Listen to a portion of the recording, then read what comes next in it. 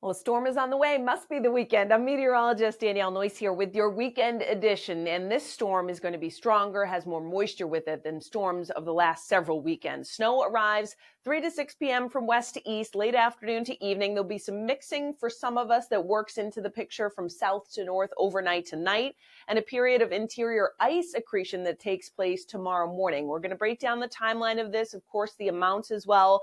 Damaging winds Sunday night into Monday will become a concern. We're not talking about some isolated pockets here or there. It will be a more widespread or scattered wind damage event that takes place. Where is our storm right now? Well, as of Saturday morning, it's coming out of central Oklahoma. Still organizing here. Snow on the northeast side is extending back up through Pennsylvania, and then heavy rain down to the south. This will tap both the Gulf and the Atlantic for some moisture as it continues to develop, and a little wave of low pressure will develop right over southern New England and strengthen as it goes on by.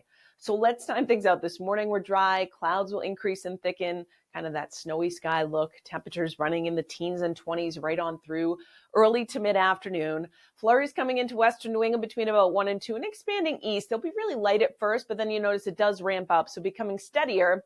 Let's put a start time around Worcester, 5 p.m. Notice much of central New Hampshire too, and then sliding east. So about 6 to 7 in and around much of eastern Massachusetts. And then notice it has no problem sticking with the temperatures that are running in the 20s and teens north, so a fluffier consistency.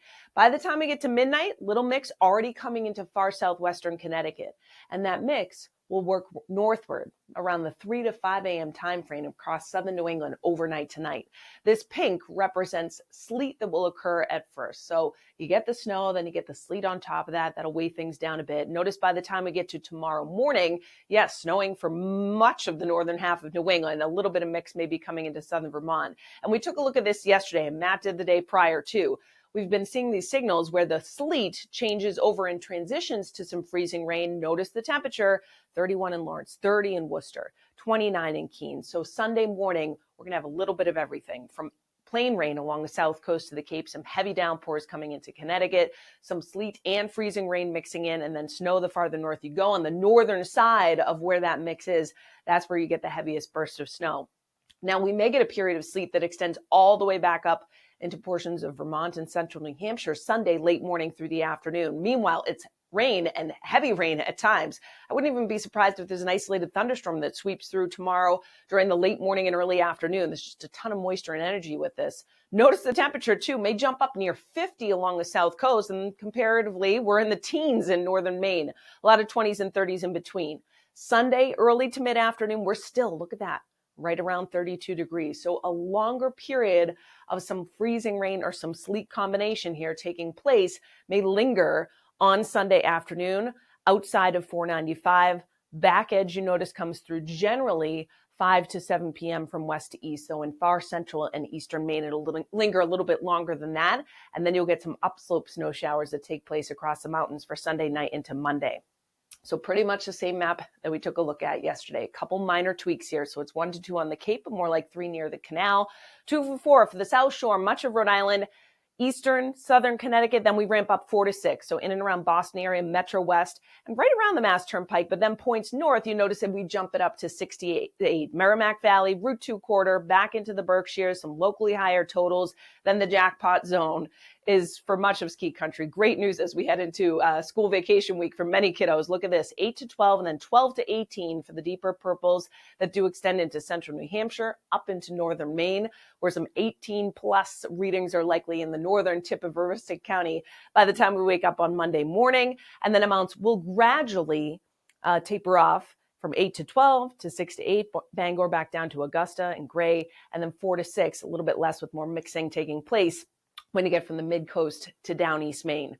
Now, in terms of sleet and icing concerns, right, much of central and southern New England away from the coastline, you notice here. So the lighter pinks, yeah, it's a trace, maybe it's a few hundredths, as much as a tenth to a quarter when you get into some of these more solid pinks from Connecticut into Worcester County, and still keeping a very close eye on these deeper pinks from southwest New Hampshire, northern Worcester County, into the Berkshires, Litchfield Hills, and perhaps southern Vermont, where we may have a little more ice accretion or that crust that takes place kind of glazing over everything. And that becomes a concern with weighing things down on top of course, the snow and the sleet. And then you add the wind on top of that, and that's going to be a bit of an issue.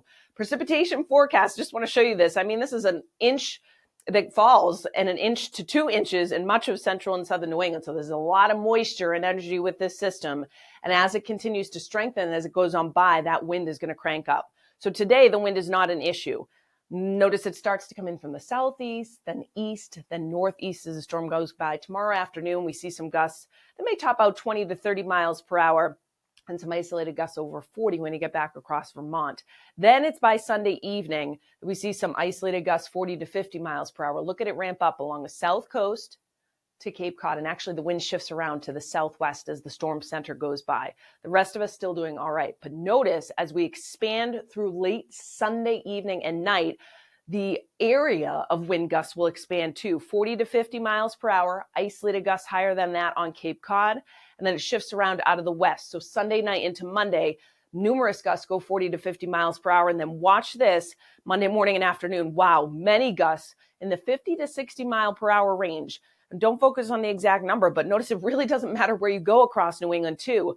Numerous gusts in the 45 to 60 mile per hour range. And that, of course, is strong enough to result in the scattered areas of damage. Even by Monday, late afternoon and evening, the wind will only be gradually easing. It will stay cold. That also means bitterly cold wind chill values. Still some gusts over 40 anticipated by the time we get to Tuesday morning. So, predicted high temperatures, teens, north 20s and 30s, and even some 40s in southern New England tomorrow. So wide range, right? That wind shifts around and brings in the cold air. So any moisture untreated and left over is going to freeze solid as we head into Sunday night. Teens and lower 20s. When you factor in the wind chill is going to go sub-zero in the far north country and widespread single-digit and teen wind chill values Sunday night. Monday, we struggle to get out of the teens north and low to mid 20s maybe in southern New England. And with those wind gusts to 60 miles per hour, look at the wind chill. Single digits, both above and below zero, maybe some teens in far southern New England, blustery day. And obviously with any outages that may occur, it stays cold with predicted low temperatures Monday night, sub-zero in the far northern portions of Maine and widespread single digits and teens. Predicted wind chills even colder on Monday night, about 5 to 15 below zero for much of central, northern New England, and then even interior southern New England. You notice we go sub-zero, single digits all the way back down to the south coast.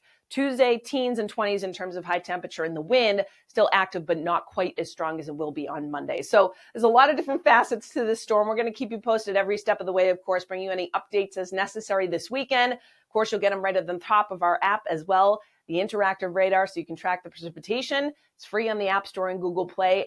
And don't forget, send us your reports too. What are you seeing? Some pictures, accumulation amounts, the Send to Us tab at the bottom here on our app. You can email us to reports@onedegreeoutside.com. And of course, check in with us on social media and our website, onedegreeoutside.com.